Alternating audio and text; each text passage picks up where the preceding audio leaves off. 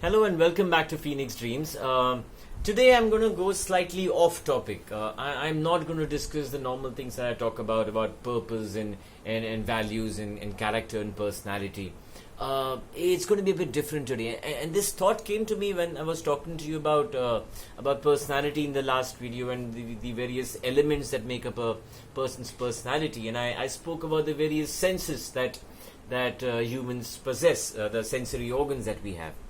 So there has been this thought in my mind for quite some time, and I thought I'll share that with you today. So we will talk about one of our sensory organs, which is which aids in the visual sense, which is our eyes. Now you're all aware is that what we can see and identify as colors are part of the visible spectrum. You know that when a ray of light passes through a prism, it breaks into 7 colors, also the colors of the rainbow, also known as VIBGYOR: violet, indigo, blue, green, yellow, orange, and red. So we say that visible light, and the word visible here is important. Visible light is made up of these 7 colors. So when the ray of light breaks, it breaks into an angle like this, so of these 7 colors. And that was all that was known for quite some time. And later, as technology progressed, we got to know that there are other components of light as well, which, if they were beyond the frequency of red, were known as infrared light, and if beyond the frequency of violet, were known as ultraviolet parts of light. Then there is microwave as well. A lot of components which we cannot see, which means that we can only see the visible spectrum, because that's where the capacity of our eyes is limited. We cannot see beyond that. Let's also understand how do we identify these colors. Now let's take an example. This for all of you looks green in color. Now why does this look green in color? The simple reason why it looks green in color is that when natural or unnatural light falls on the surface of this, what the surface and what it is made of does is that it absorbs all parts of the light except the green component. The green component gets reflected back from this and reaches our eyes, our retina and the cornea. So we see only the green part of the light coming back, and we identify this as green in color. Similarly, this is red in color because this surface absorbs everything except red and sends or reflects red back to us, and we identify this as red. At times there are combinations. There are some surfaces which reflect more than one colors of their surfaces, and that's where the primary colors and secondary colors come in the picture. So if there is a surface which absorbs everything but reflects red and blue, that appears purple to us. If something reflects yellow and red, it appears orange to us. So what comes back to our eyes from that surface is what we define as that surface's color. Let's also look at white and black over here. Why does anything appear white in color? It simply is because when light falls on that surface, it reflects everything back. So the light as it is comes back to us and we see it as white. Why does something look black? Because it absorbs everything. So nothing comes back. So that appears black to us. So the point I'm trying to make here is this really green in color?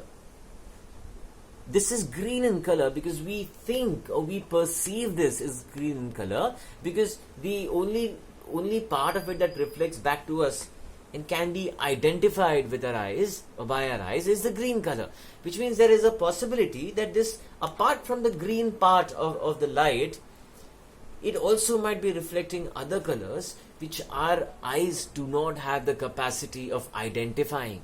So this might be an entirely different color. It might reflect some ultraviolet, some infrared rays as well. So this is our reality. Is it the true reality? We do not know. All of us identify this as green. Now there might be some people among us who, unknown to us and unknown to them, might have the ability to be able to see beyond the visible spectrum. They might see a few more colors beyond red and beyond violet. But they're not going to realize it because they have been told that this is green in color. So whatever color they see in this, they define it as green. They might actually seeing something else as compared to the rest of us. But they have no way of knowing that they see it differently, because this color, what hits their eyes, is defined as green. So is this really green in color? Is this really red in color?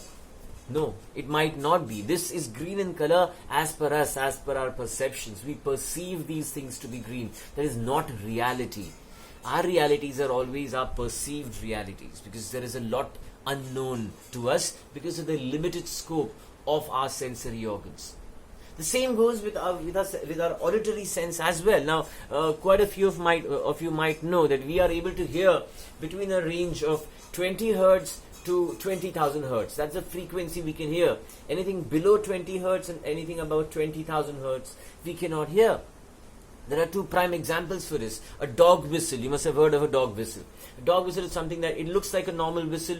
You blow on it, you hear nothing.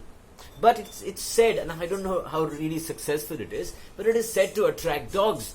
That is because dogs' ears have the capacity to be able to hear the frequency of below 20 hertz. So when you blow on it, they hear and they come towards you. Similarly, at the other end is the ultrasonic sound, which is beyond 20,000 hertz. Now, we spoke about a few days ago about the sounds that animals make and how we define them. Now, let's take the example of a bat. Do you really know what's the sound of a bat called?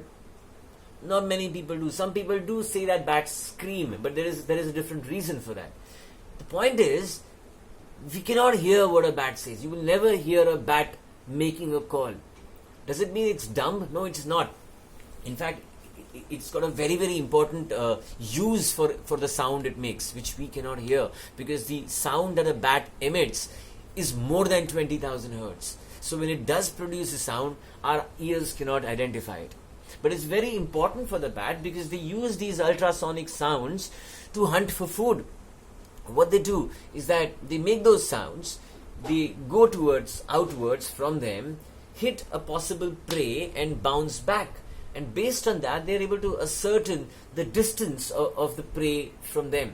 Because they're anyway nocturnal animals. Secondly, their eyesight is really bad, and that's why you say the term blind as a bat has originated. But bats can hear beyond 20,000 hertz, and that's why they're able to hunt without being able to see, and hunting in the night. So the point I'm trying to make is that there might be a lot of colors around us that we cannot see. There are a lot of sounds that get created around us that we cannot hear. So our realities are limited by what is the capacity or ability of our sensory organs to be able to understand, to be able to assimilate. Our realities might not be true. So that's just something for you to think about. So yeah, take it with a pinch of salt, and if at any point of time we are able to develop ourselves, I don't know really how to do it, but maybe we can over a period of time as man evolves. We might be able to see more colors, we might be able to hear more sounds, smell more things, taste more things, feel more things, use higher capacity of our brains to get better, to evolve. You also must be aware that a very less percentage of our brain is actually used. So there is a lot of scope for improvement, because right now we're not using our senses and our cerebral capacities to their fullest. So that is something that you can individually work on, and you never know. You might become an evolved human being. So give it a thought, give it a shot, give it a try, see where you end up. Well, like I said, this is something different than what I normally have for you. Think about it. Any thoughts that you have in the comment section. Also, there are a few questions that I've asked you before. I'm waiting for comments on that as well. I'll wind up for today, waiting for you very soon to come back and have some fun and get some knowledge. If you like what you see today and what you see always, like, share and subscribe. Thank you very much, and see you soon.